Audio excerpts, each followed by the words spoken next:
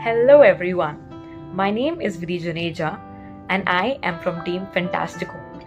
And in today's video, I'm going to talk about a very interesting topic, Union Budget 2023.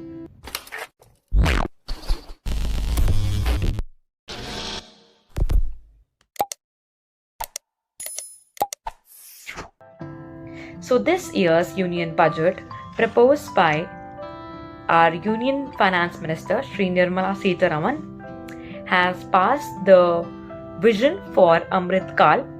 So before going inside the budget, let's talk about the objectives of the Union Budget 2023. So this year's budget objectives are: number 1, facilitating ample opportunities for citizens, especially youth. Number 2, providing strong impetus to growth and job creation. Number 3, strengthening the macroeconomic stability. Number 4, to aim for the empowerment of women. Number 5, to enable women self-help groups to reach the next stage of economic empowerment. Number 6, to help self-help groups with raw material supply, branding, marketing of products.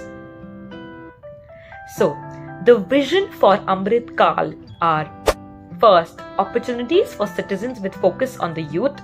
Number 2, growth and job creation. Number 3, stable and strong macroeconomic environment.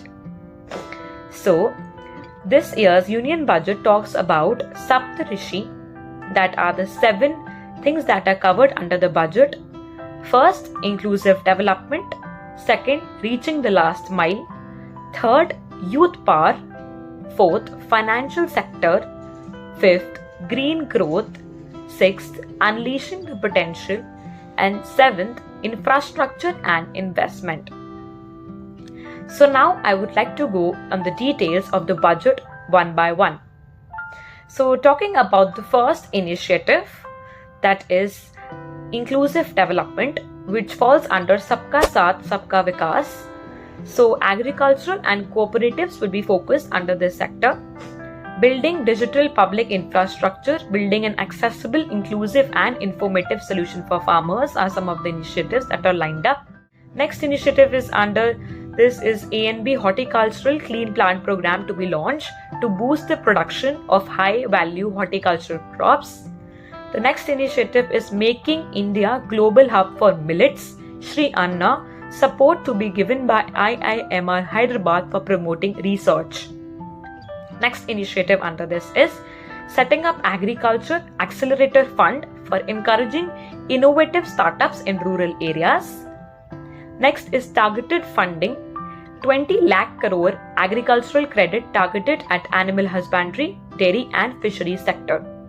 And the next initiative is setting up of widely available storage capacity, which will enhance farmers' remuneration by enabling sale at appropriate times. Now, Sabka Saath Sabka Vikas under inclusive development also aims at building 157 new nursing colleges which will be established. Next is new program to promote research in pharmaceuticals to be launched. Next is sickle cell anemia elimination mission to be launched. And the last one under this initiative is joint public and private medical research to be encouraged via select ICMR labs. So this was one of the first main objectives under the Saptarishi that we talked about. Now moving to the second one, that is reaching the last mile. So some of the initiatives that have been initiated are Pradhan Mantri PVTG Development Mission to be launched. Next is financial assistance to be given for sustainable micro irrigation in drought prone areas of Karnataka. Next is more teachers to be recruited for 740 Eklavya model residential schools, and the next one being Bharat SHRI to be set up for the digitization of ancient inscriptions. So this was the second objective under the Saptarishi. Now moving to the third one, that is infrastructure and investment. So the initiatives laid down under this are incentives to boost investment in infrastructure and productive capacity for a multiplier impact on rise in growth and employment. And some of the initiatives launched under this are increased capital investment outlay by 33.4% to 10 lakh crore continuation of 50-year interest-free loan to state government to incentivize infrastructure investment, highest ever capital outlay of 2.4 lakh crore for railways, and 100 transport infrastructure projects identified for end-to-end connectivity for ports, coal, steel, and fertilizer sectors. So this was all about the third initiative. Now moving towards the fourth initiative, that is unleashing the potential, trust-based governance. So certain measures that the government will be taking are: first, make in India 3 specialized AI centers to be set up in educational institutes, which will have an expected outcome of AI-based solutions in agriculture, health, and sustainable cities. Next is the National Data Governance Policy to be introduced, which will have an expected outcome to enable access to anonymized data for research by startups and academia. Next is Vivad Se Vishwas 1, which is less stringent contract execution for MSMEs, which will have an impact on the relief to MSMEs affected during the COVID period. And the next one is Vivad Se Vishwas 2, which deals with easier and standardized settlement scheme, aiming at faster settlement of contractual disputes of government undertakings. And under this, phase 3 of e-courts to be launched, entity DigiLocker to be set up for use by business enterprises, setting up of 100 labs for 5G services based application development, and R&D grant for lab-grown diamond sector. So this was all about the fourth initiative. Moving to the next one, that is the green growth. So under green growth, initiatives that are laid down are: PM Pranam to be launched will incentivize states, union territories to promote usage of alternate fertilizers. Next one is 500 new waste to wealth plants to be established under Gobardhan scheme for promoting circular economy. Green credit program to be notified under EPA to incentivize sustainable actions. And sustainable ecosystem development VIDHI to be taken up for mangrove plantation along the coastline. And the next other initiatives are setting up of 10,000 bio-inputs resource centers to facilitate farmers to adopt natural farming, and promotion of battery energy storage systems, and promotion of coastal shipping for energy efficient transportation. Under this, now moving towards the next one, that is the financial sector. So financial sector will be aiming at setting up of National Finance Information Registry, which will be aiming at to enable the efficient lending and to promote financial inclusion and enhance financial stability. Next one is setting up of a central data processing center for faster handling of administrative work. Next is the credit guarantee scheme for MSMEs, extended corpus under a revamped scheme. Next is the Mahila Saman Bachat Patra will lead to one-time new small savings scheme for a 2-year period with a deposit facility of up to 2 lakh for women. Benefits for senior citizens, enhance maximum deposit limit for senior citizens.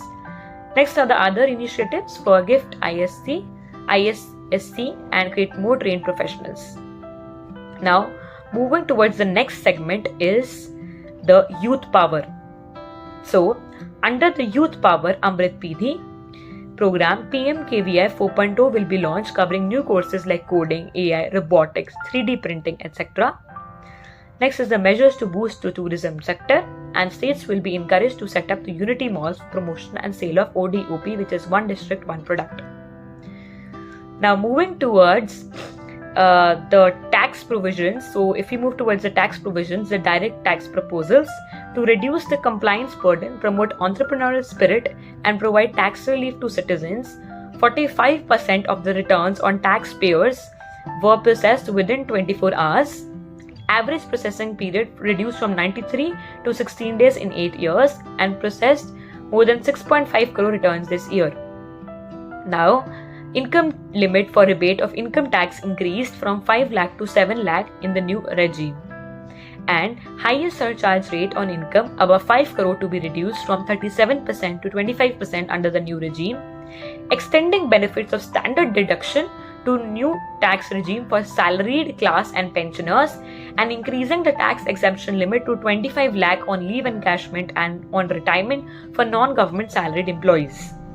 So now talking about different institutions and the benefits on the tax. So first, startups. Extension of the date of incorporation by 1 year for income tax benefits to startups, and the benefit of carry forward of losses on change of shareholding of startups of 7 years of incorporation to 10 years.